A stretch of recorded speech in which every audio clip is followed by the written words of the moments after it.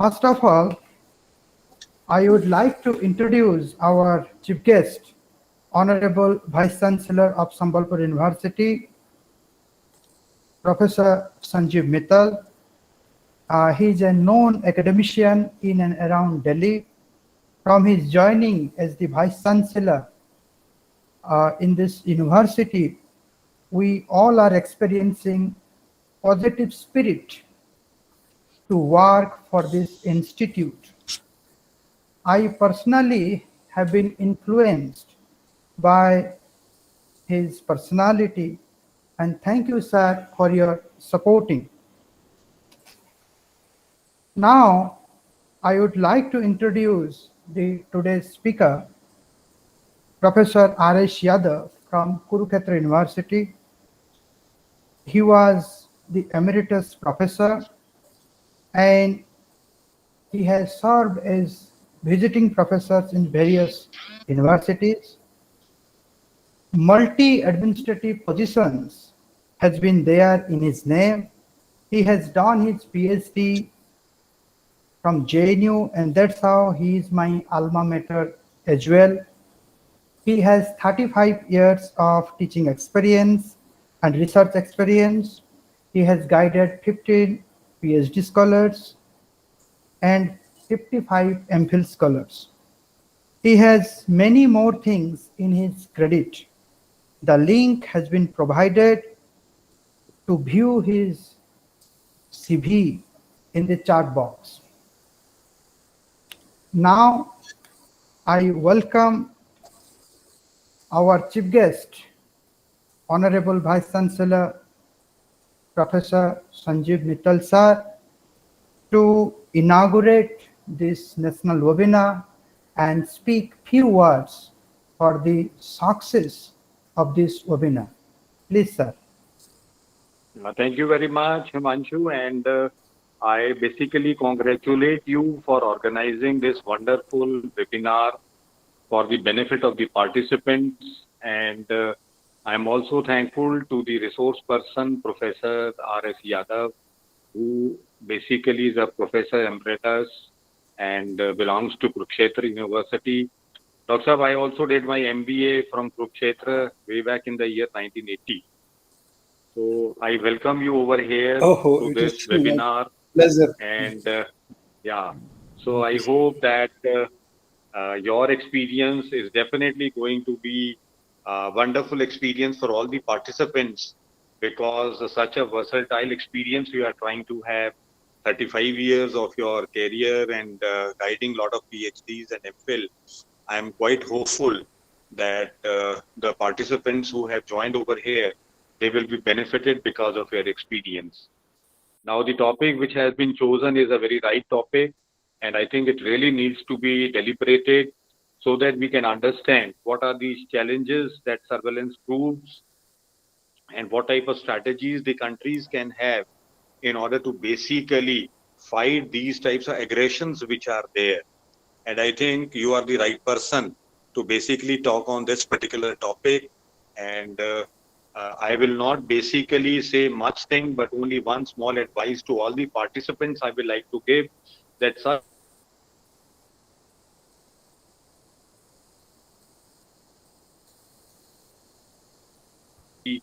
organizers, and for that particular reason, my request to all the participants is that try to be very serious in terms of attending this type of a webinar. And I hope that your stay for today's webinar will be very, very fruitful and comfortable. And I hope that the deliberations which are going to be there today are definitely going to be a great help and contribute to the pool of knowledge. And therefore, the Sambalpur University is going to be benefited because of that. And Himanshu, I will request. Yes, sir. Position to basically get the expertise and experience of senior people, and this is how exactly we are connected, they are connected, and this networking is very important, because if I look in for today's world, it is a world of networking, and this networking definitely helps in not only in terms of familiarization, relationship, but also in terms of contribution to the pool of knowledge. So once again, I congratulate you and your HOD for sparing your time and efforts to organize this beautiful webinar. And I hope that Professor Yadav Stage will also be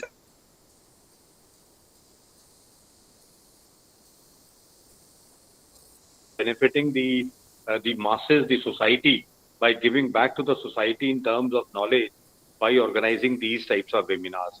So thank you very much, and I hope and I congratulate you that this webinar which you have organized is definitely going to be of great help to all the participants as well as to the scholars and all other listeners who have come today to attend this webinar. Thank you. You can continue. You can proceed, friends. So thank you, sir. Yadav sahab, I will like to take leave. Okay, कभी मैं मिलूंगा आपसे. I will like to meet you sometime. Definitely, I have visited Sambalpur number of times. So now अच्छा आइए ना sir. अभी ऐसा है हिमांशु, आप जो है HRDC में यादव साहब को बुलाइए प्लीज. हैं you organize some type of a program where Professor Yadav come to Sambalpur. और आपके यहाँ से जो दिनेश कुमार हैं, who is the vice chancellor with IMCA, who is a close friend of mine. हाँ, he is also close friend of mine. हाँ. आजकल और हमारे जो मैनेजमेंट में आपने देखा होगा, हमारे कॉमर्स में जो अपने रमेश चंद्र जी हैं, अनिल मित्तल हैं, मेरे साथ काफी क्लोजली जुड़े हुए हैं. अनिल मित्तल और हम तो पड़ोसी हैं. मैंने 1980 में मैंने पास आउट किया कुरुक्षेत्र से, and I was a gold medalist from there. हमारे टाइम में प्रोफेसर धूल सिंह हुआ करते थे. हाँ जी. फिर हुड्डा साहब आए. तो बड़ा अच्छा लगा आपसे मिलके, और मैंने हिमांशु को बोला है कि आपको यहाँ संबलपुर में बुलाएं, और हमारा एक HRDC सेंटर है, उसमें आप यादव साहब को बुलाइए प्लीज. हैं हाँ, मैं पहले भी आया हूँ. Thank you very much for accepting our invitation. Thank you sir. Thank you. अच्छा लगा sir. Thank you. So nice of you. Himanshu, I will like to take leave. Yeah, there are a lot of meetings which are lined up for me. Yes, Don't mind. Yes, sir. Thank you. Thank you very much. Once again. Thank you. Yes, sir. Thank you. So now I welcome to our head of the department, Dr. Satyaprakash Das, to speak few words about this webinar. Please, sir. Thank you. Thank you, Dr. Misra. I welcome Professor Yadav to this university. As you have already said, Professor Yadav has already visited, and I have also met Professor Yadav previously. So it's nice to be here, Professor Yadav again. Last time Professor Yadav came, it was under PhD Viva, and we didn't have the opportunity to listen to Professor Yadav on that day. And sir, it is a great privilege on my part to welcome you to this department and also to listen to you. And sir, this is a webinar series we have recently started, and we are inviting as much of experts in the field of political science and international relations, so that the students can be benefited. And this is one of the positive things that I feel from the COVID-19 situation, that we are being more connected throughout the world. The world has become a very small place nowadays, sir. And we can interact without having any physical movement and without incurring physical exertion, which earlier we used to do. So I would like to thank Dr. Misra for inviting you, and I'm also waiting eagerly to listen from you, sir. Thank you, sir. Please. So thank you, Dr. Das. Thank you for your address. Now I welcome Dr. Rajat Kumar Kujur to introduce the theme of this national webinar.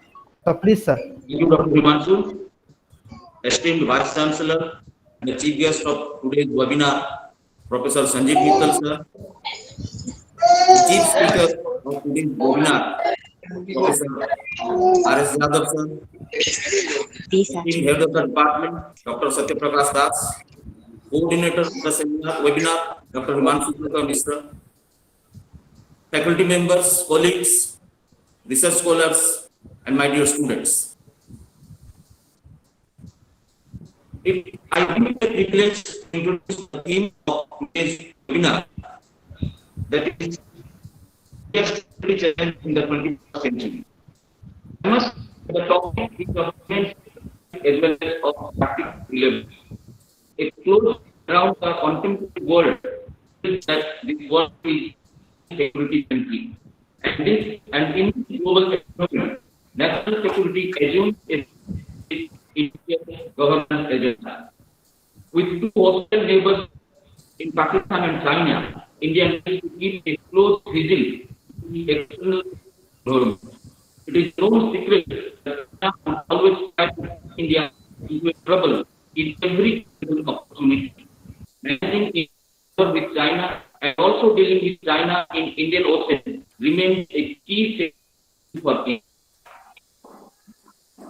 Now that Taliban is in Afghanistan, Pakistan will continue with its terror game plan in a more rigorous manner. Terror groups like Islamic Network and Al Qaeda will pose serious challenges to India in the same international scenario. India also faces serious challenges on its internal security front. Insurgency is a serious problem in the northeastern states of the country. Although left-wing extremism is showing a lowering trend, it continues to remain a serious internal security challenge in most part of the eastern India.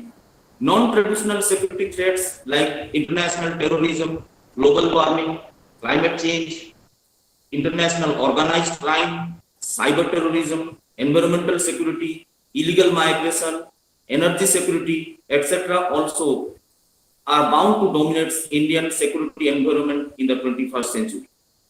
Let me put it clearly that the purpose of this webinar is not to raise questions or doubts about India's preparedness, but it is to identify possible threat perceptions to India's security so that possible countermeasures can be formulated. With these words, I conclude myself, and I thank you all for giving me this opportunity to share some of my thoughts with you. Thank you very much. So thank you, Dr. Kujur, for your nice introduction to this theme. So thank you very much. Now I am requesting our chief speaker, Professor Yadav, to speak on this particular topic, and we love to hear you, sir. Please continue. So, esteemed Vice Chancellor Professor Sanjeev Mittal, Head of the Department Professor Das, Suresh Patel, Rajat Kumar, and Dr. Mishra, and other colleagues and participants of the webinar. First of all, good morning to all of you. And I am really thankful to Sambalpur University for allowing me to share some of my thoughts on the issue of security challenges in the 21st century. Though this place, Sambalpur, is well known to me, I have visited a number of times, but still I love to be part of this because of the generosity and the hospitality these people are providing. That is excellent. So coming to the theme. So first of all, before discussing the security challenges, it becomes pertinent to see why at this juncture we want to discuss this topic. Why? There are 3-4 fundamental factors which shows that at this moment India should look into in-depth analysis of its security scenario, because the post-Cold War world is a different kind of world, not only for India, but all the countries, all the powers, all the configuration which have developed. And also in this post-Cold War world, India also start looking in a different way in terms of its foreign policy. So these are the twin factors. So first of all, if you look to the changed world order, first thing comes that what kind of world order witnessing today? I'm not elaborating a lot because on world order I can give you separate lecture. But one thing is certain, that from bipolarity, it shifted to non-polar world, not multipolar, non-polar world. And if you see the COVID-19 pandemic, this non-polarity also turned into disarray in the world order.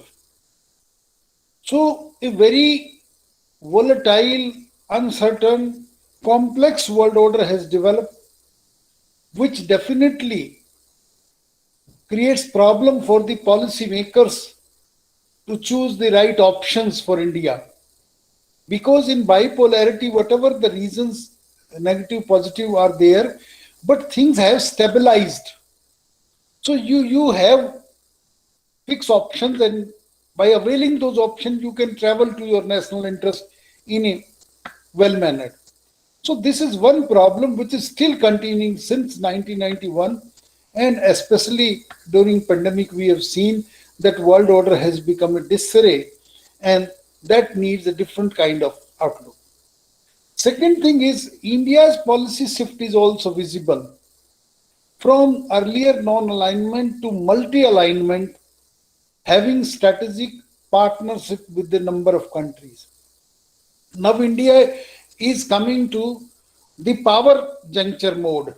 Earlier India was defensive, India was a moralistic posture, India was adopting a soft approach, but now after the Cold War, India also starting assertion in its foreign policy. India wants a multilateral world order, and in that also it has nearly 3 decades of the country, nearly 30 countries, it has reached the strategic partnership of different nature. So it means India also want to have a power approach in this new kind of scenario. That is why its policies are also totally different. Not only that, India is just having a permutation and combination like the non-alignment, it has an alternative option in the bipolarity. Now rather, if you look at the statement of the foreign minister few days earlier, or foreign secretary also, that they say now India want to play the role of balancer.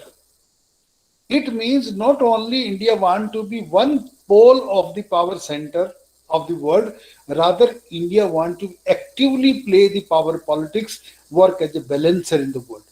This is a new kind of thinking. And third thing, that to make it that India start claiming itself a rising power or a major power with hard power capability.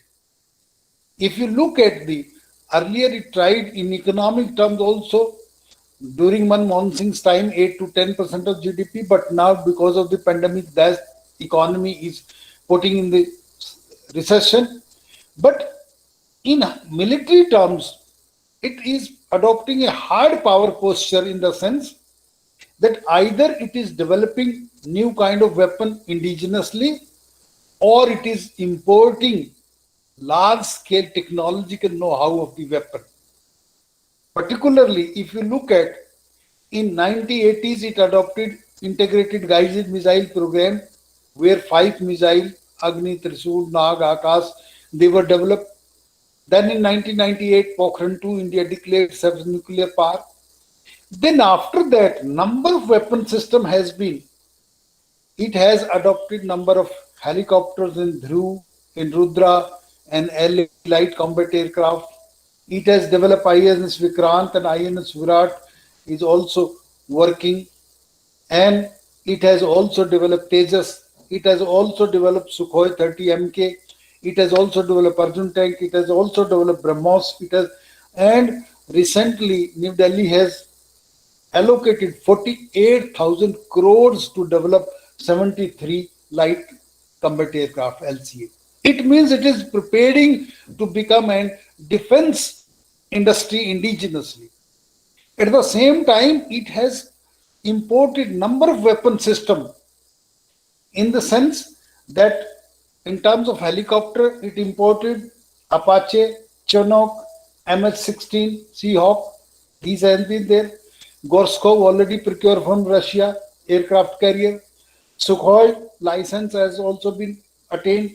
Rafale, PC-7, drone, S-400 Triumph anti-craft missile from the Russia. So if you look at, so what I mean to say is, if the world is changing very swiftly in the post-Cold War with a new kind of term, and also in a very unstable, chaotic and uncertainty, then at the same time, India is also asserting as a power to work as a balancer, to become a manufacturer hub for the defense industry. So these two factors said that now it is time we should look to our security scenario, and then we can analyze whether these kind of development or these kind of preparation is sufficient to meet out India's security needs or not. This is a very important question. So this is the reason why I thought I should share my lecture in this morning to you on this topic. So this is the background note. This is the reason why I thought I should share. So I hope this argument must be clear to you. Now question arises. Before we look to the challenges, second point that comes to my mind is then how you define your security. Some expression has been made by Rajat also in its background note. And I must add that if you look at the security, it is not what we concept conceptually 30 or 40 years back or during the Second World War. Earlier, at the classical term, security means you have to be militarily strong, that you can protect your border, you can protect your boundary, then you are secure. That is the classical definition, conceptual understanding of the security. But gradually it was felt that even if you have military capability of securing your borders, but then certain developments happen in your neighborhood that have also spillover impact on your security. For example, what happened to the Tamil issue in Sri Lanka, that has a clear problem with the southern state of the India and India's security concern. What happens in Madhesi movement in Nepal, that is their internal problem, but that have implication for India's security. What is happened to Rohingya in Myanmar, that have implication to India's security. What happened to Bangladesh, if there is some terrorism or other activities happens, that has implication for India's security. What happened to instability in Pakistan or what happens to other parts. So it means security is a cooperative phenomena. Not only your contours, but you have also to look what is happening in your surrounding, and particularly in South Asia, what is happening that have direct or indirect bearings on India's security. So means from classical military security, we have moved to the cooperative security model. But then it was realized later on that security doesn't mean only the defense or the military or the army or the protection of the border. Security is a multi-dimensional phenomenon. If your economy collapses, your security of the country is collapsed. If your social fabric is torn, then your security is threatened. If some other problems are there, so socio-economic, political, and all these issues have a direct or indirect bearing on security. So until unless we understand the linkage of all these phenomena, we can't understand security. That is why a new concept has been coined, comprehensive security, multi-dimensional security. Security is not a unidimensional phenomena, it is a multi-dimensional. So we have to look to the economy, social, political, all kind of psychological, societal, all the issues which have that linkage. But in 90s, a new kind of definition has been coined by UNDP. In UNDP's 1994 report, they have said that security for whom, if you take state as an identity, we are teaching to our undergraduate student, when we say what is state, then we give the 4 elements of the state, the territory, sovereignty, government, and all these things. But it is an abstract notion.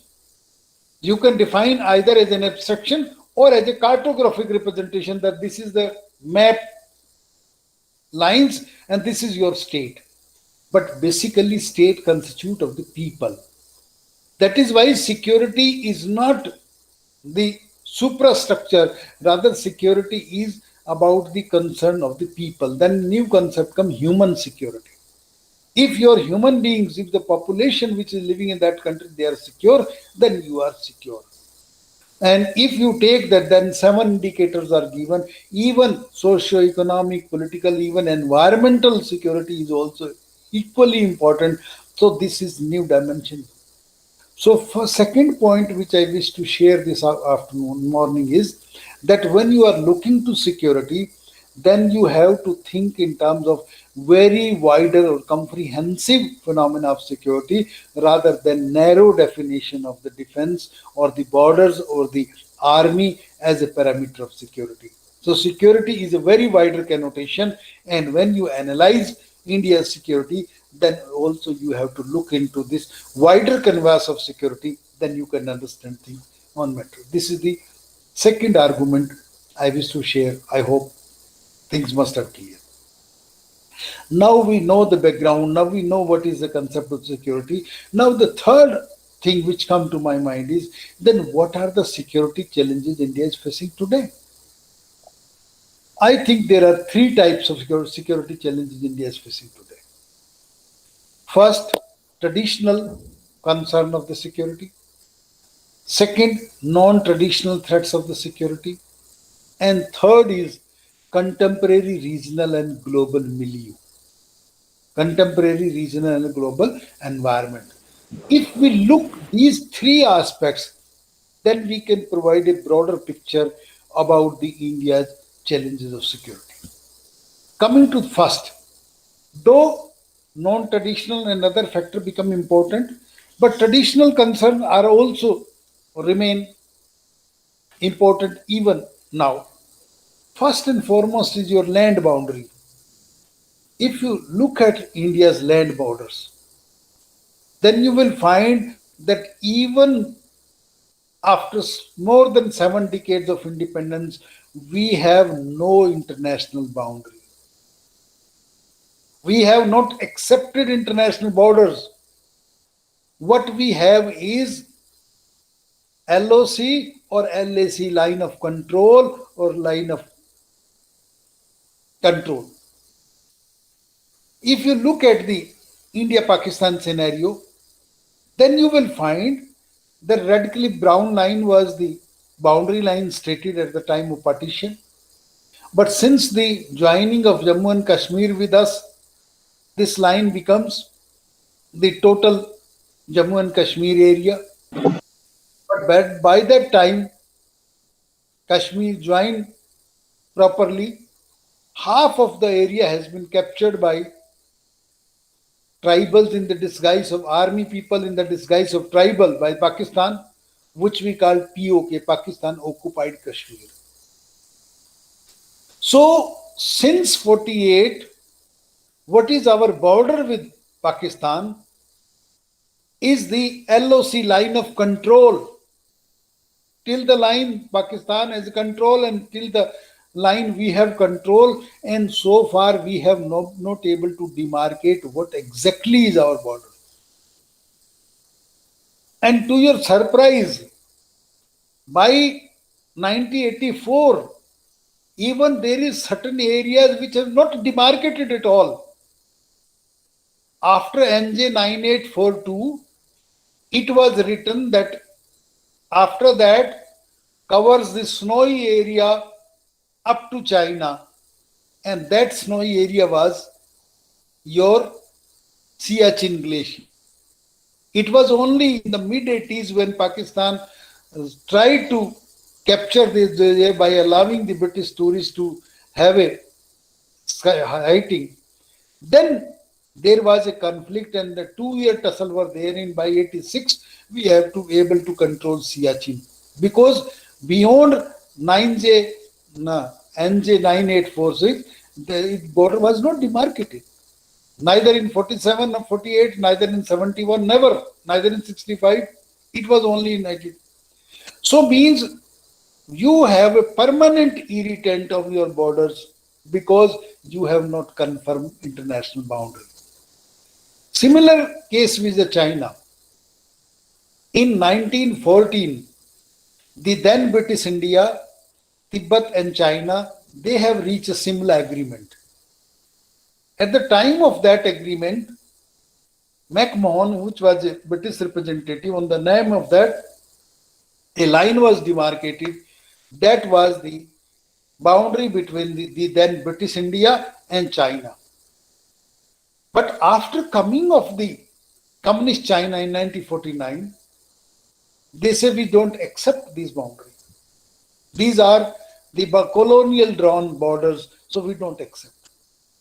So it is only after 1962 war, whatever area China has captured or whatever area it controls, that line is continued to be LCA line of control. And that is why there is always dispute whether Doklam, whether some other part, because there is no definite border between the two countries. In 1988, when Rajiv Gandhi visited, we have a joint working commission that also have nearly 20 times meetings, but nothing has been finalized. Sometimes they say Arunachal is our part, sometimes say the other parts are our. And in addition, they have also captured in 1963 an agreement with Pakistan, 5,840 kilometers area of Aksai chain, through which the Korakram Pass is there. Now present CPAC is also working from that route. So you don't have clear-cut land boundary with all these countries.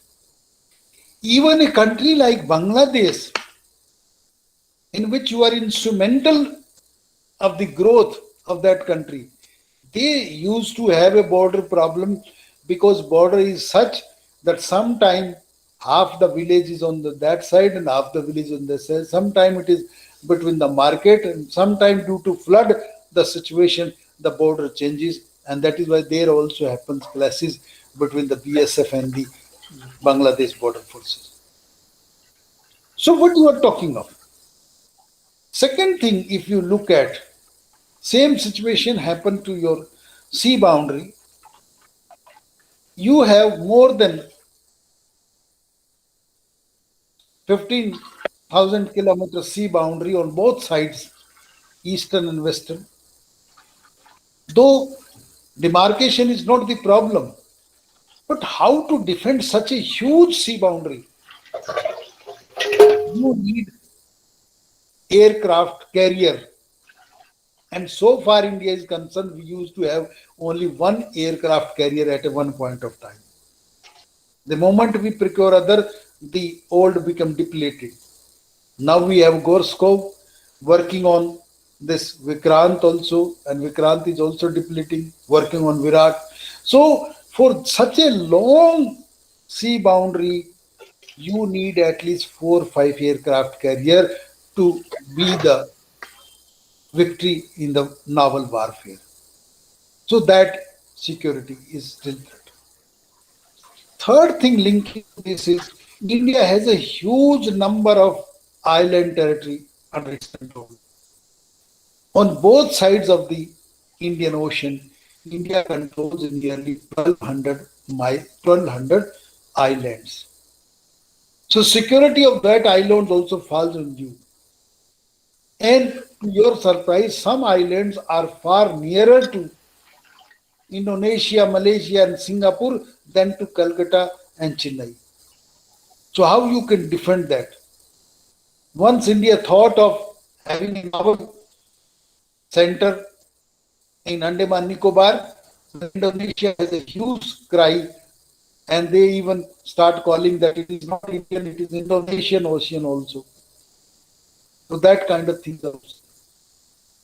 Fourthly, if you look at the importance of the seas, particularly after the oil, gas, and other mineral resources, then also you require a huge naval preparedness, because only it is 12 nautical miles for sovereign territory.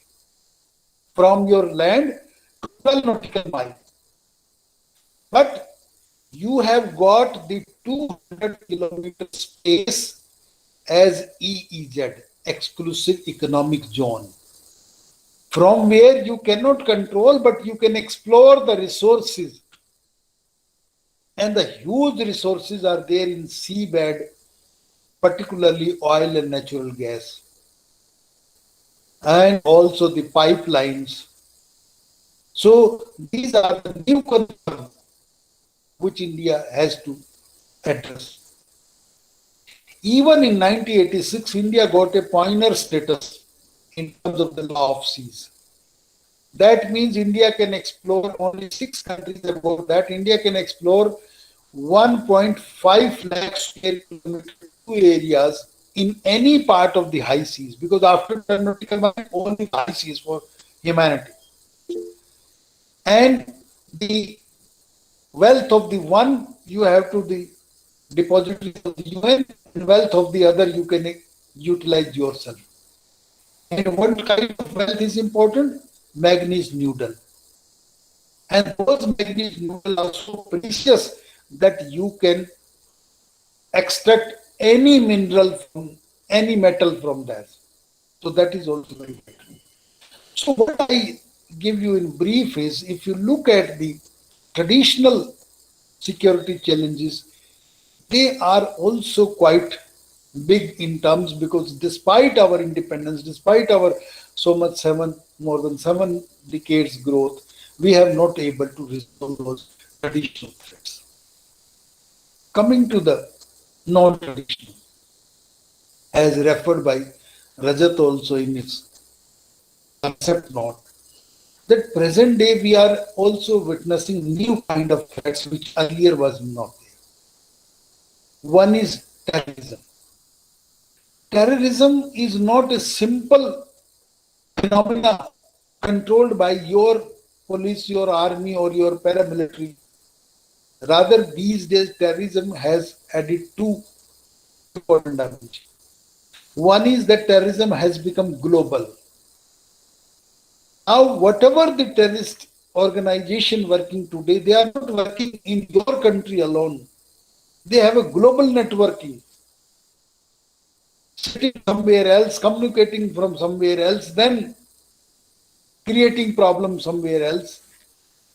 So it is not necessary that terrorists should stay in your country and they do some things. They can do some nefarious activity even sitting thousands of miles away. You must have seen the movie Madras Cafe, how in different part of the world terrorists are situated and they are doing their task. Second thing is, terrorism has become high-tech also. Nowadays, terrorism is not merely having your smaller guns or pistol and all these things. They are having all the weaponry which your paramilitary or military forces are giving. You have seen the Bombay blast. They have satellite phones. You have seen in Tamil, Sri Lankan problems. They have a launcher, rocket launchers, they have tank, they have aircraft, they have all sort of communication things which you are having. So the technology which you are utilizing for your communication, that is also helping them also to communicate for their activities. So these twin development, that is globalization of the terrorism and the high tech of terrorism, now prevent one single country to have a control. Now for that you need a concerted efforts of a group of countries or the powers they can control. But as you have seen, so far in the United Nations, number of meetings have happened and they are not able to reach a consensus of what is definition of terrorism, what to talk of strategies. Similarly, another kind of the problem is narcotic drug trafficking problem. There are 2 important drug producing areas around India. One is Triangle of Crescent and one is Golden Peninsula. Triangle of Crescent, you have Afghanistan, Pakistan, Iran. That is the area where opium is the produced in plenty, and that production is invested in terrorism, financing the terrorism. And then you have the Golden Peninsula of Southeast Asia, where this, and the route comes to via Pakistan, India, Sri Lanka, or via Pakistan, Nepal, northeast to Southeast Asia. So India is sandwiched between this route. And it has severe implication at your domestic politics also. You see the Punjab. Punjab, the most prosperous and economically most advanced state, has been affected severely by the drug consumption, drug peddlers. You have seen how in Bombay, all the big guns or big shoots, they are involved in the drug peddling and the drug. So this mafia of the drug has also created a problem, new kind of problem. You have a new kind of problem of cyber security. It is not only that your PAN card or your ATM or this is some money is siphoned from bank. It happens to your what is secretive data of your defense and missiles and nuclear, they are being hacked. And in this industry, you know, hackers are paid more than the IT producers. And China has been alleged many times by the USA, many times by India also, that Chinese are hacking the data of Pentagon or some secretive. So if your data of missile, of your nuclear program, if your other scientific data are hacked, and then a different kind of scenario can be developed in a warfare. So this is a new kind of threat.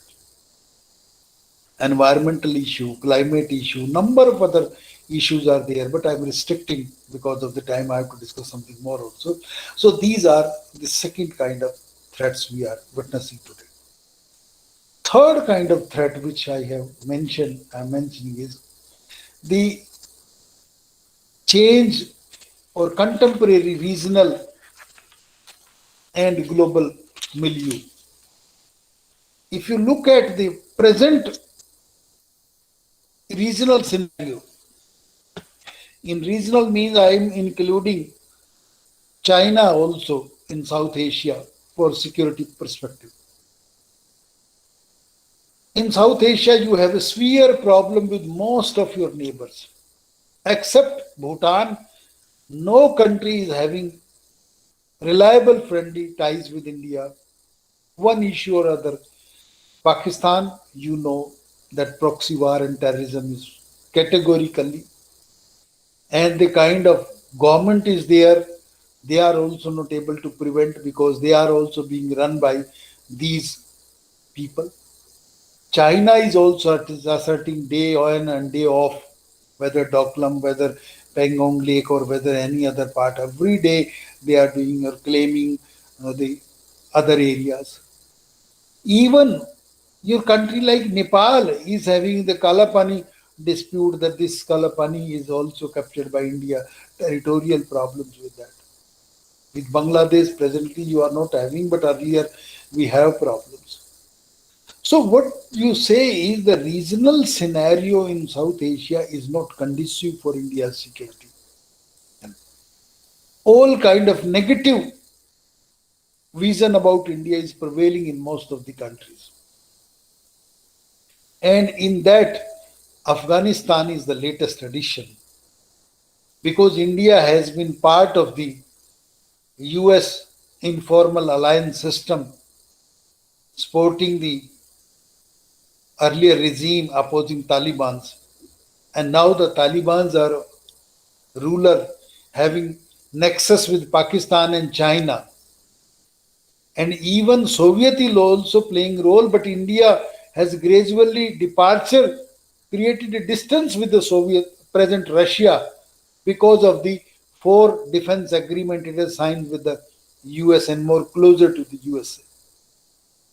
So now with coming to the Taliban, having friendly ties with in Pakistan, in China, that becomes a severe challenge. So regionally, a very hostile situation has been created for India to utilize its policy option.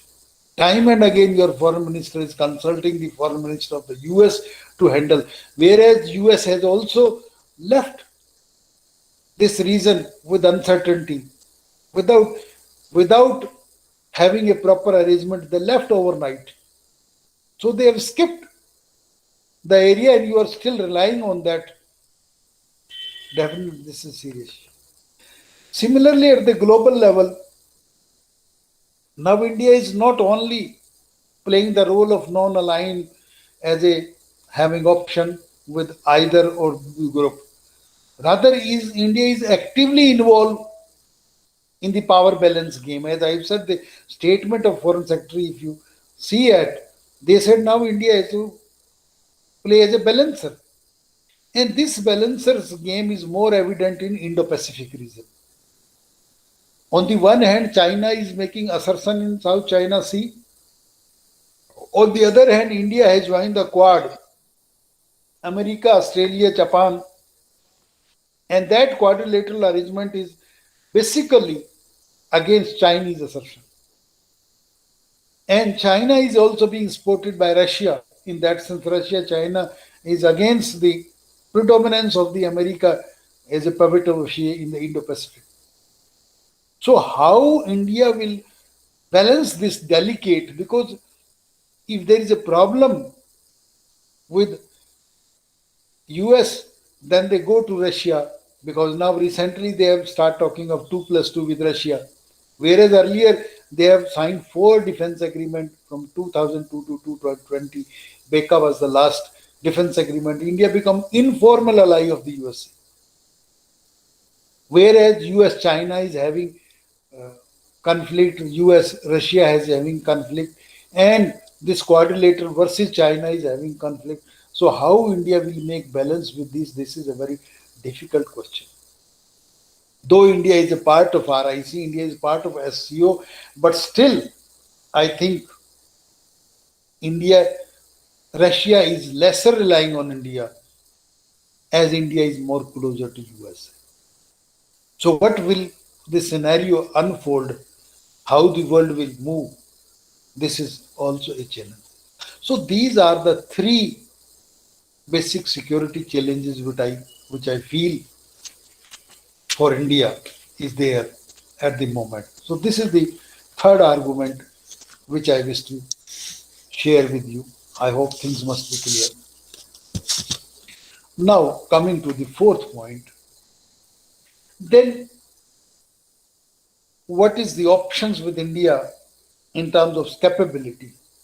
As I've said, India has become a nuclear weapon state now. India is no more a non-nuclear state after Pokhran II.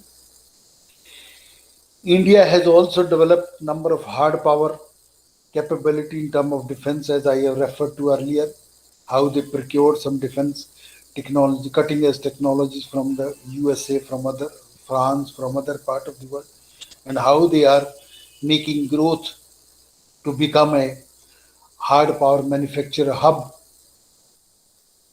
So with this hard power, with this nuclear technology, particularly nuclear is the prime, through that nuclear capability, India can procure its security, or India can have safety of security? There are 2 uses of the nuclear technology. One is nuclear as a deterrence, and other is nuclear weapon in the war. So if we analyze at 2 levels, then we can say whether India's nuclear capability ensures security or doesn't ensure security. If you look at the first, nuclear power as a deterrence, so far we are teaching at our undergraduate classes that nuclear is a deterrence because no Third World War happened because of the nuclear terror. But it is correct? Is it correct? I think no. Because basically what we are teaching to our undergraduate about the concept of deterrence, that is basically wrong. In the sense, if you accept that deterrence is feasible, it means you accept that exact calculation of nuclear capability is possible. But whereas reality is, nobody is sure what kind of nuclear weapon any state is having. Even if you ask expert in India, some say India have 50 bombs, some say 20 bombs, some say 100 bombs, some say 150 bombs. You are not sure because they are very secretive things. So nobody knows what number of nuclear warhead any country is having. For research purpose, for theoretically, you just rely on SIPRI yearbook or some other yearbooks which are giving statistics, but exactly you are not knowing. But if you are not knowing the exact how you can procure yourself better, if you don't know your enemy's capability, how you can prepare yourself stronger than your enemy? It's not possible. Without knowledge your enemy's capability, how you can develop a more powerful nuclear capability yourself? That is not possible. Second thing, in conventional warfare, superiority works. But in nuclear warfare, superiority doesn't work. Even if you have 100 bombs, and suppose Pakistan have 10 bombs or 20 bombs, if they hit first, then definitely you don't have a chance to react. So here asymmetry can also work.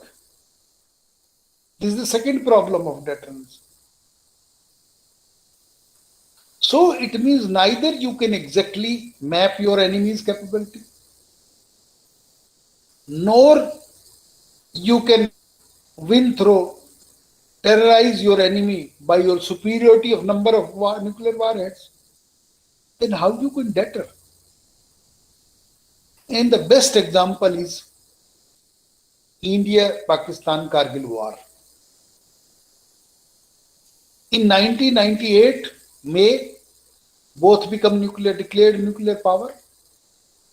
And in 1919, we have a Kargil war. It means nuclear capability do not prevent war.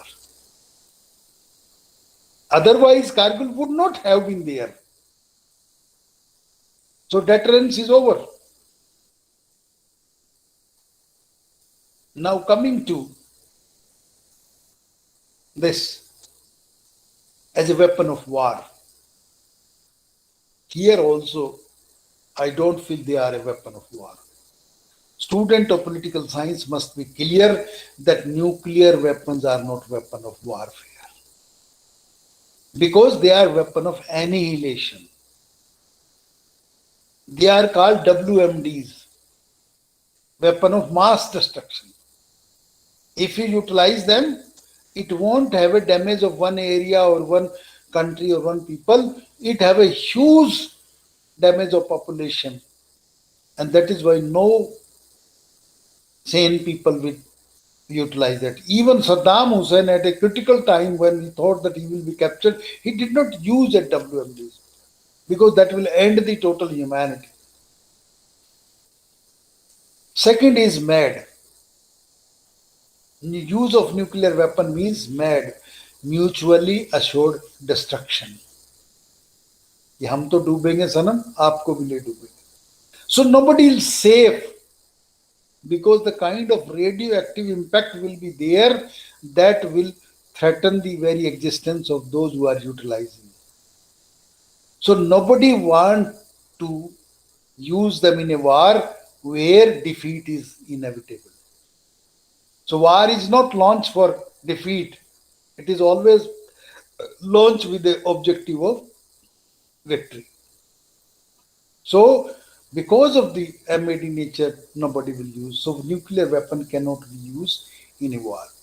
So it means your hard power capability is difficult to procure your security to all the issues which I have referred to. Now coming to the last point, then what are the policy options of India? That what India should do.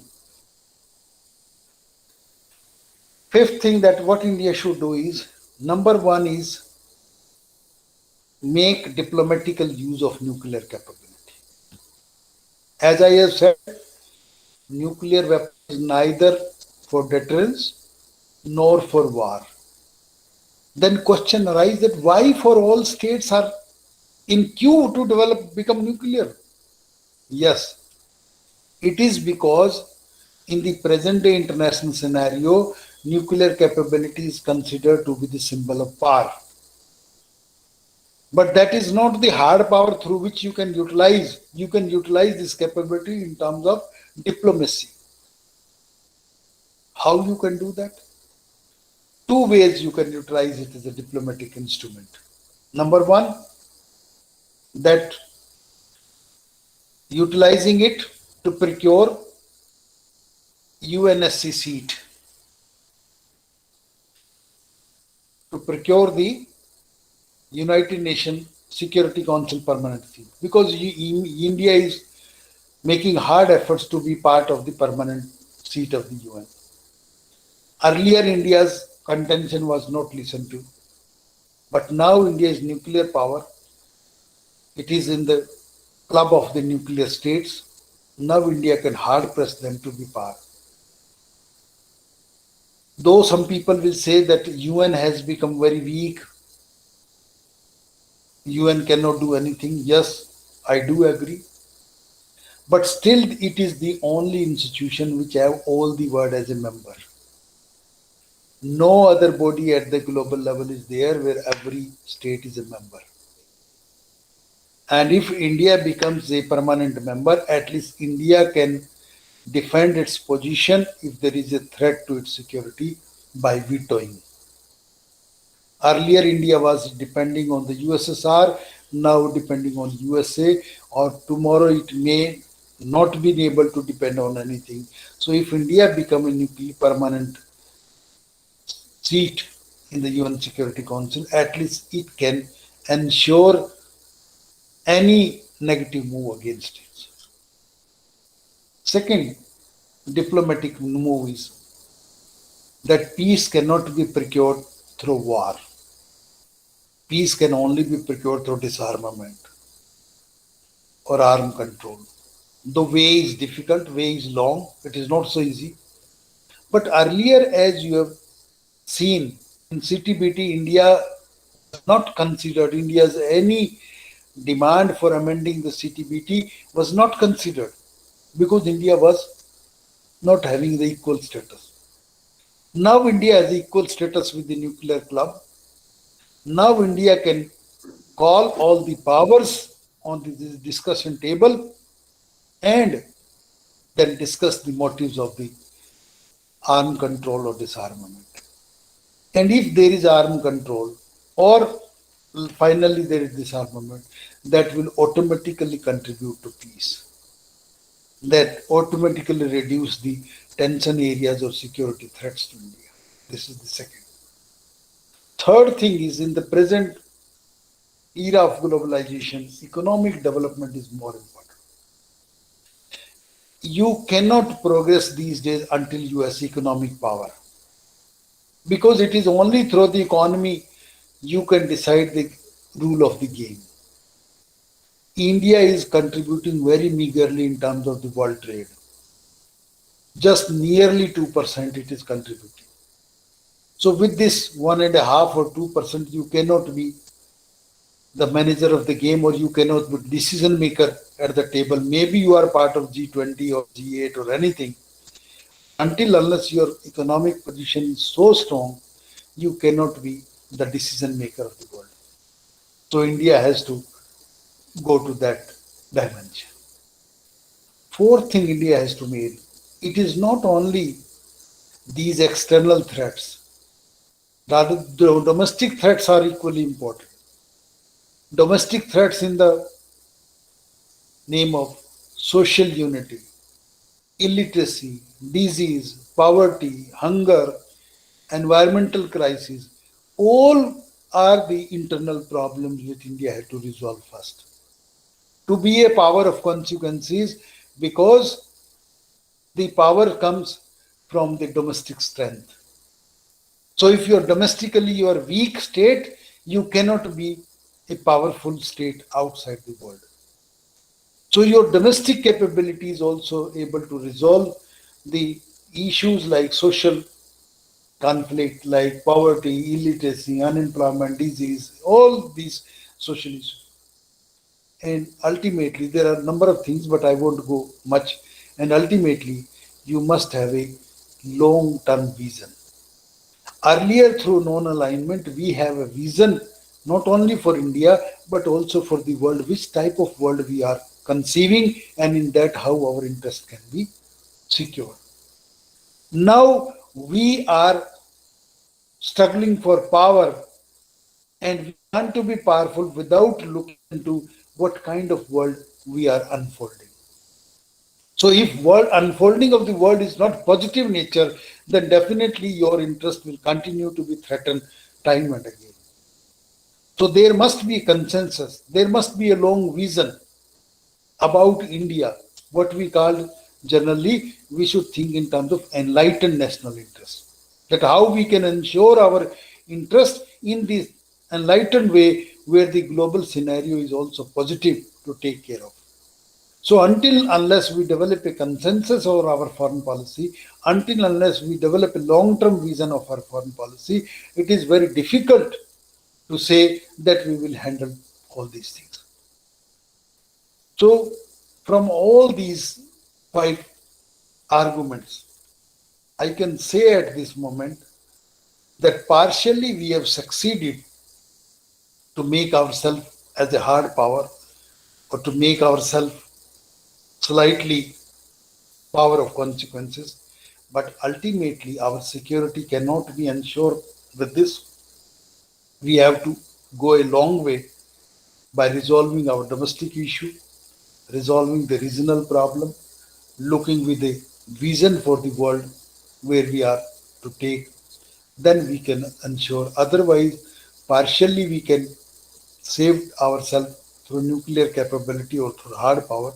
But basically, from the long-term perspective, we need to look more go beyond that, so that we can ensure India's security. So this is all, Himanshu, what I have to say. Now it is up to the participant to raise questions, queries, any critical observations or anything which they wish to share on this or related aspect. Now it is house is open for all. So I'm welcoming all the question or discussion or anything, whatever they like to ask. Thank you very much. So thank you, sir. Thank you for your wonderful talk. And formally, in the agenda, I was supposed to handle all these, question and answer. Definitely, there must be a question box. Yes, there is a chat box. So people have asked. Yes, yes. But I'll now, try to respond each and every question. I'll try to respond. But before that, I request Dr. Patel. He is a nice moderator, and I request him to moderate all these questions and make this question answer session. It's quite meaningful and thought provoking. Okay. So, sir, you read these questions and try to, make it clear to the, speaker what is that question all about, and if anything, some clumsy will be there in the answer. Again, you have to moderate to the students also. So, I request Dr. Patel, please.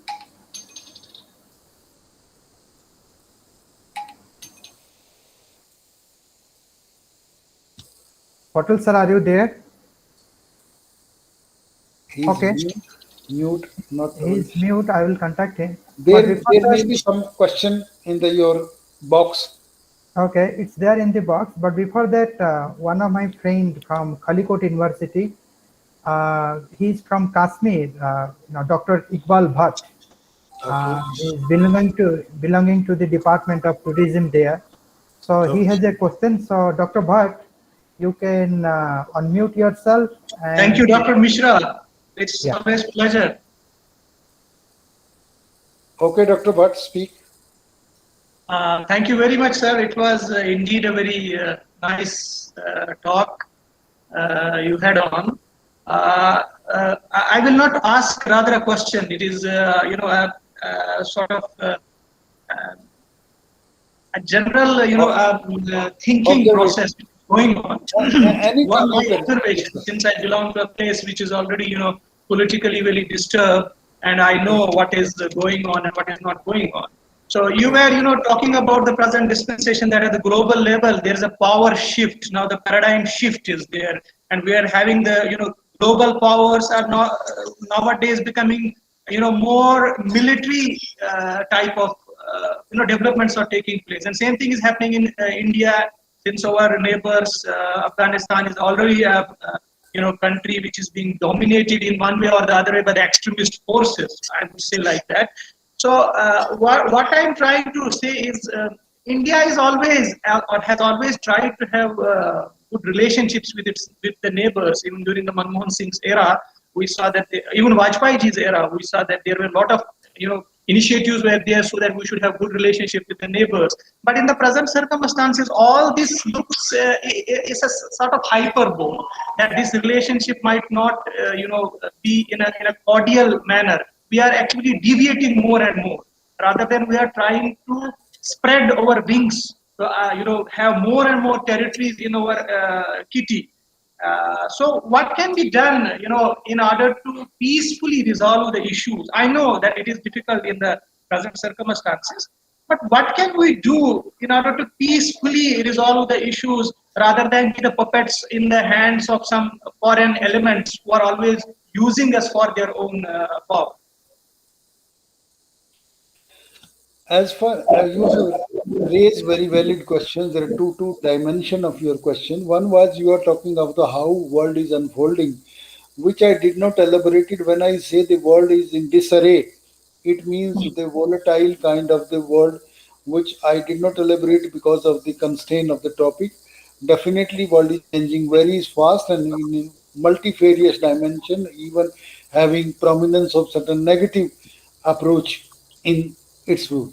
And secondly, you raise about India's neighborhood, though the present government has also said that the priority is neighborhood, but still they are not able to convince, because earlier also the big brother approach have created a hurdle among the smaller country of South Asia.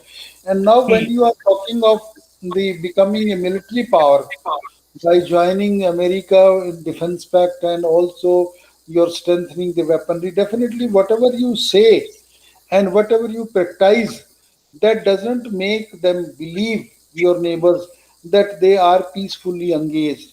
So whether in real term they may have intention, though Prime Minister has made number of visits to almost all the countries of the neighborhood, but that kind of realization or conviction has been away because of the predominant nature of becoming a military power by India.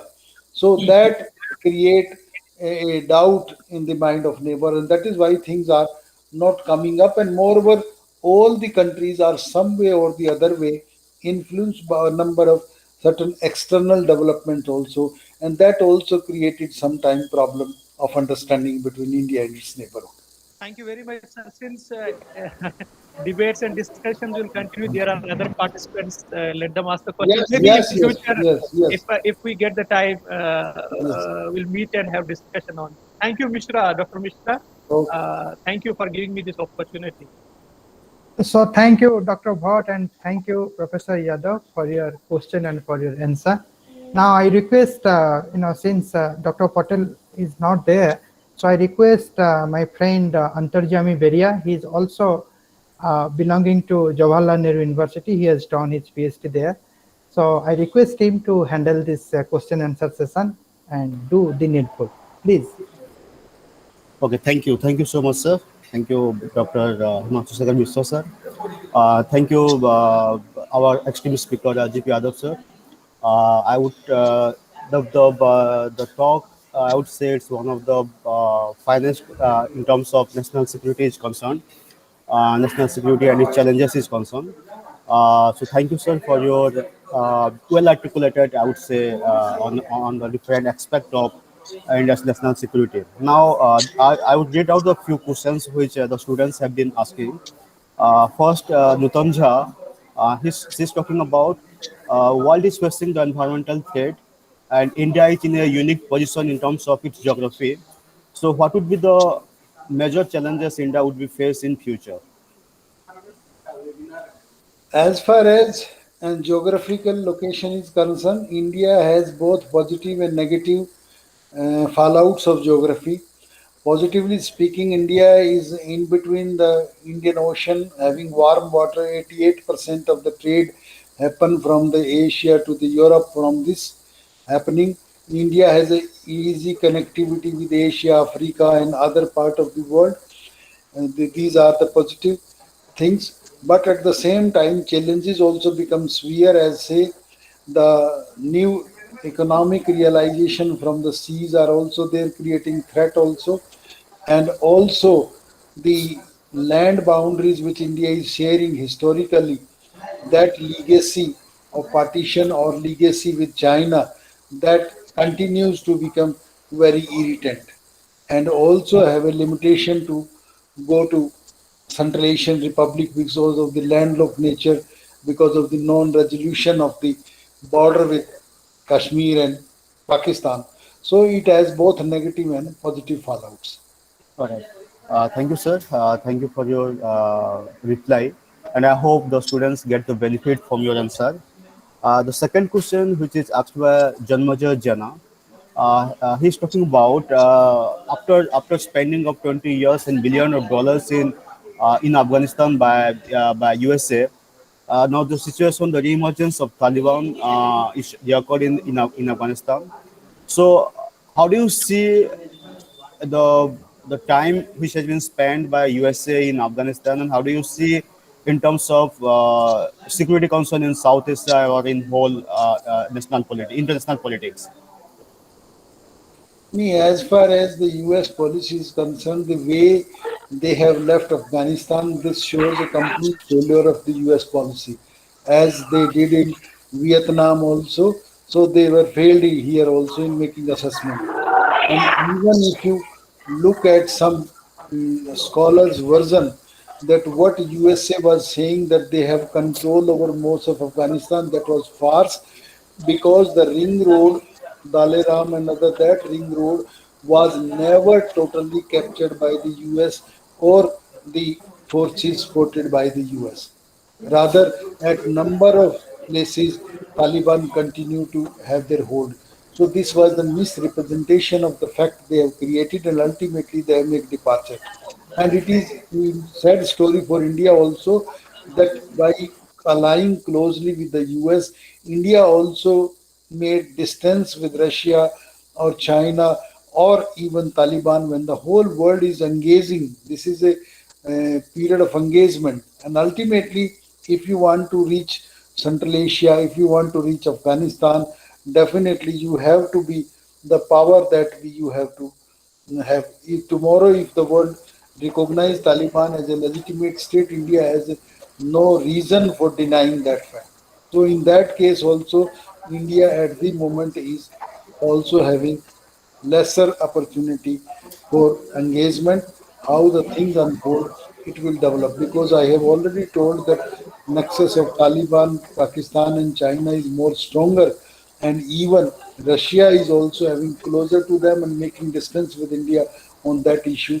That is why India's future with this state is also not at this moment positive. All right, sir. Thank you, sir.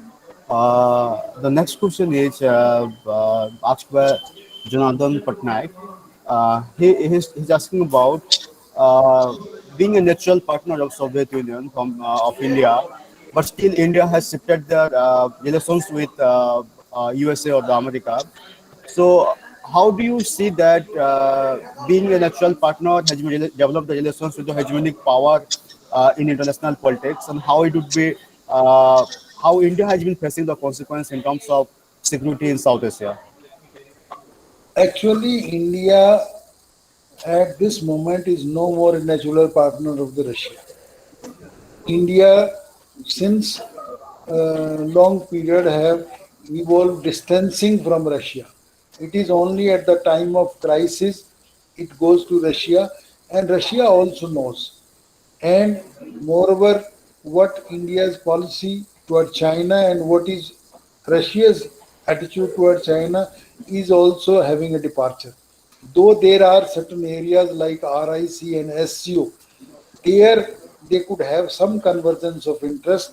So India should not have kept itself away from Russia despite of coming closer to USA. But for the last 2-3 decades, as I've told you, from 2002 to 2020, they have concluded 4 defense agreements by which they have become almost an informal ally of the USA, that has created a wedge between India-Russia relations. So Russia may not be completely negative, but may not be responding as the earlier Soviet Union was responding to India's interest. Okay, thank you, sir. The next question is asked by Rajeshri Satpathy. She's asking about the reemergence of Taliban rule in Afghanistan and how it's impact the security challenges in India. How India should be like more active to in order to counter the security, or what are the challenges India can be faced? As I have told you now, it is beyond India's control to look into the situation in Afghanistan. India was using the instrumentality of the USA in controlling the situation there. And because of the landlock, it doesn't have direct access. Here, Pakistan is also positive. Here, Russia is also positive about Taliban. Here, through Chabar also, Iran is also not that negative. So, India doesn't have much option to maneuver the capabilities of it. Is only things unfold and how relation develop. On that, it will develop. And if Taliban realize that they need India's support in the development activities to continue, then there can be scope that India could. But basically, India's options are very limited in terms of resolution of Afghan crisis. Okay, thank you, sir. The last questions we'll take and we'll wind up the whole session. The last question is asked by Sanjay Meher, and this is the question like, what is the India stance and how India will develop the relations with the Taliban government in Afghanistan? No, India basically is not clear about the thing. India's stand is that Taliban is a terrorist organization, and since they feel they are critical of terrorism in Pakistan and the Haqqani network in Pakistan is supported by that, that is why India is away from the Taliban conception. How Taliban soften its stand and how they recognize India's need for development activity, then only the things will be different. Otherwise, at the moment, things are not in case where India could have much intervention. Okay, thank you, sir. Okay. Now I would request Mr. Sir to take over the charges and conclude the session. Before you conclude, I just want to show two things. Yes, One, sir. this is my new book has come from Pearson, India's Foreign Policy, Postcode Warriors. Yes, sir. Yes, sir. This is only after 1991 and covering all the topics of civil service or a master's degree exam of different universities, and slightly written in the format the student like, with boxes and the summary in between. And this is also with a moderate price. So ask your student and libraries to have this. This is with the latest book on India's foreign policy available. Second, Yes, sir. Definitely, sir. Second, I am also producing for the last 7 years this journal, Political Discourse. So any teacher want to contribute, because this is a peer-review international journal, which is very much considered for your UGC points in your career advancement. So anybody who wants to contribute, so it is in June and December. It is produced biannually. So now December issue is due. 1 or 2 articles can be adjusted. Rest is already finalized. So you are welcome to contribute to this also. And we are not taking any money. It is only the quality. We will review your article. If it is good, whether it is of student, whether teacher, we will accept. Otherwise, not. No money is required. Nothing of because I'm against that kind of things. And Yes, you will find this journal online and offline, both hard and software, and you can see all the older issues also on the site. So this is for all the teachers particularly who are engaged in any aspect of political science can be published in this journal. Thank Okay, thank you so much, sir. Thank you so much for your kind providing a brief clarity about the Indian security challenges. Now, I would request Dr. Himanshu Shekhar Mishra sir to conclude the session in order to provide the vote of thanks. Himanshu sir, I have one question, sir. Yes, sir. Sir, I also have one just question. Yes, sir. Sir, this is Dr. Sarda Prasannath from Barampur University. Okay, welcome. Sir, namaskar. Sir, Yadav sir, namaste, sir. Namaskar. Sir, I have questions like, sir, can we use the soft power in this discourse of the power problem? Yes, when we are discussing about India's rising power, there are two aspects, hard power and soft power. Hard power, Yes, I sir. have also mentioned the economic development and the defense oriented, which I have already referred. But equally, India has some soft power also. India's films work as soft power. India's non-alignment, non-violence is also working at soft power. India's democratic credential is soft power. But the problem with this that India never used soft power issue in its diplomacy. They may be Right, sir. saying, but India is not utilizing the soft power capability in terms of diplomacy. That is the reason that in foreign policy configuration, India is not paying much emphasis. Though they are talking here and there about the Gandhi's non-violence, about the democracy we had, about the role of Indian films, and also we have the PIOs, people of Indian origin. These are cultural moorings we are linking with different part of the world. These are the good things. And in the present time, because the long-term affiliations grow with the soft power rather than the hard power. What I always emphasize, hard power cannot ensure, because the kind of security scenario we are unfolding, this is not purely a border or territorial alone. There are number of socio-economic, environmental, other issues are also there, where the concern of humanity, where the commonality of the human understanding, where the human values are also becoming important. So, in that sense, our foreign policy should also incorporate these value laden soft power issues to become the real friend or real positive relationship in our foreign policy. But sorry to say that this part is missing. Not much emphasis is given by India in soft power way. Thank you, sir. Thank you. So thank you very much. Before I go to the last part of this national webinar, that is vote of thanks, we have among us Professor Swarnamay Tripathi and Dr. Suresh Chandra Patel. So first, I request, since I can see the face of Patel sir, so I request Patel sir to speak some few words on this webinar or on this theme. Please, sir. Thank you, Dr. Mishra, esteemed Professor R.S. Yadav, all invited participants. In the first place, let me express my sorry, because I was to moderate this 15-minute session, but unfortunately, at the exact moment, I was up. So for that, I beg apology from all of you that I could not be there, but it was nicely moderated by Dr. Antarjami. So thanks to him also. So far as the topic and the theme of the seminar is concerned, both are very, very extremely relevant.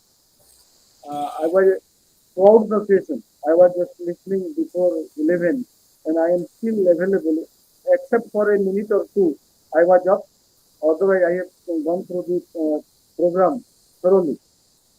It was a brilliant presentation by Professor R.S. Yadav. He needs to be congratulated from all of us.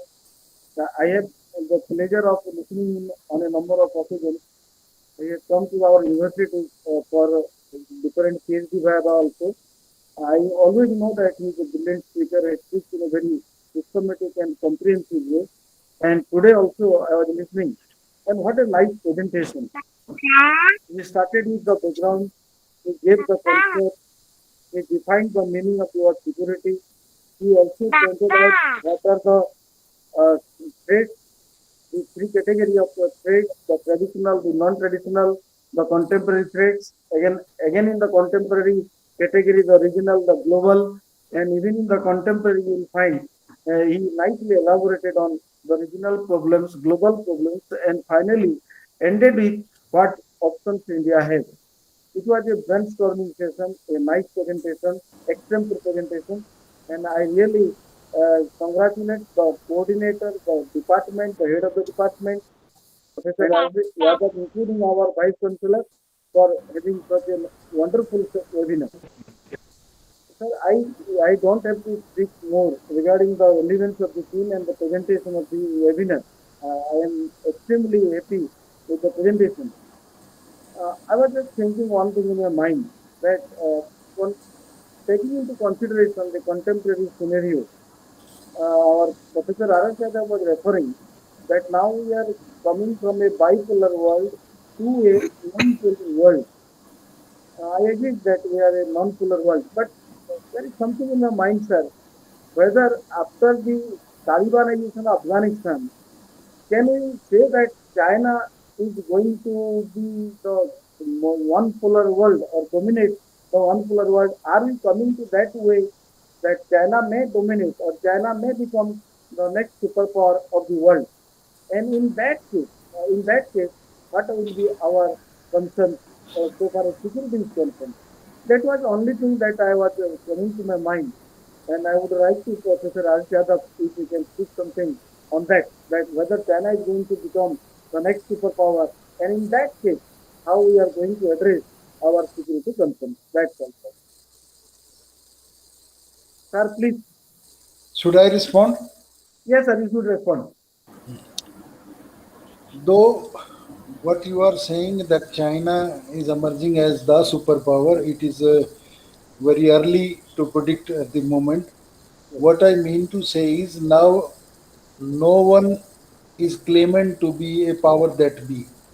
Even the US, all states are in one dimension or the other the predominant. Like US is still militarily the power, but in economic terms and social and other terms it is not. Similarly, if you take case of China, what you see about the economy, but rest of the part, China is not the kind of engagement. So that is why non-polar means there are certain poles. There are 8, 10, 12 poles which are crumbling or which are having permutation and combination. What it evolve later on.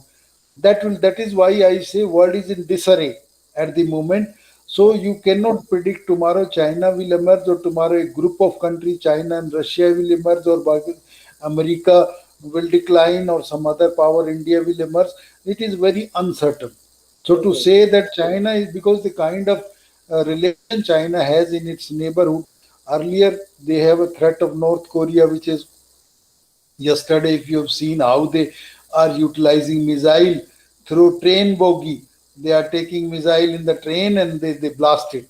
So every country is having that kind of weaponry which can threaten not only its neighbor, it can annihilate the whole world. So scenario is very difficult, scenario is very uncertain, and because Taliban may be having a positive thing about Pakistan and China before they are fighting with USA, but now with the going US is out, they may have serious negative implication for Pakistan and China as well.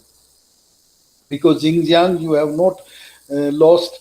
It was not a very old problem how they have suffered in, because if radical Islam comes, then what will happen to Xinjiang and what will happen to China or Pakistan, or what will happen to other part of the Central Asia, that can give a different kind of picture. So it is very uncertain at this moment to say that China is going to be the superpower. That is very difficult. Thank you, sir, very much. I am satisfied with your answer. Actually, what was in my mind was that, sir, during the last... The purpose of seminar is to have interaction and more question and all things. That is the very purpose. Okay. So thank you, sir. Thank you, Dr. Patel. Now we have another, important personality. Professor Swarnamoyee Tripathi is there among with us.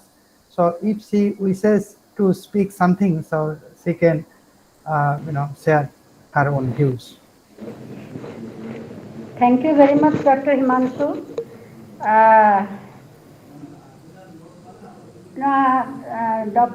Professor Rajveer ji has given a very, very brilliant deliberation on environmental security and the security concerns of India. I would not go into that because all these deliberations are relating to the security of India in a military sense, or in a, you can say, in an international sense. I just want to deliberate on the concept of human security, sir. And it is not just a comment on your talk, it is just a suggestion. I mean, just I want to know, since you have read a lot on this, can we think about human security in a broader canvas? So my concern is, when we are concerned about human security, the security of the country, we need to take into account the vulnerability of the people. Hope I am audible, Dr. Himanshu? Yes. You are very much audible. Vulnerability of the people. Take for example the Indo-Pak border. Okay, so if the people are not not well off, there is every possibility that they are gullible to the enemy. So in that sense, what I think is that in today's time, when in a globalized world, when our requirements have multiplied, because of inflation, because of the market pressure and all these things. So if in my idea, what I think, poverty is the major threat to security of a country. Unless and until, it is very difficult for India to ensure the well-being of 140 crores of population. But what I feel, we need to focus more on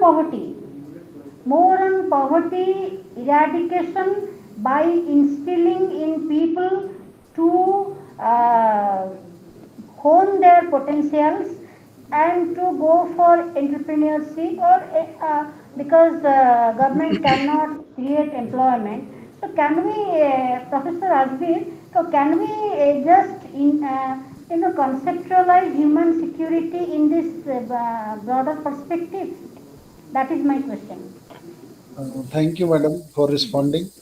2-3 things are there. I have already talked when I say that concepts of security have changed from the classical military security to human security, having 7 indicators that includes. That is why we have to look security in a very comprehensive manner. And in suggestion also, I have talked to that India has to address the domestic problems, in which I referred all these things. I said social conflict, equality, unemployment, illiteracy, poverty, everything I have mentioned. Because without taking care of that, these are the vulnerable section. They have a direct or indirect bearing on security. And these days, it is not only the border and army is only the matter of security. It is the domestic scenario is also. So I have already referred to as a part of solution also, and as a part of my definition of the concept. And there have been many studies, particularly Canada and Japan have adopted the human security model in their foreign policy framework also officially, if you want to look to. There were 2 volumes of India's foreign policy produced by the Orient Longman, the edited volume, in which 2-3 very profound articles you will find on how human security has been and what are the conceptual problems in implementations are also mentioned. But 2 countries have operationalized. It is Canada and Japan. They have utilized in their foreign policy model. Okay, sir. Thank you. So thank you, sir, and thank you, madam. Now the time has come to to be in the last part of this webinar. Now I request our PhD scholar Poonam to give a vote of thanks. Poonam.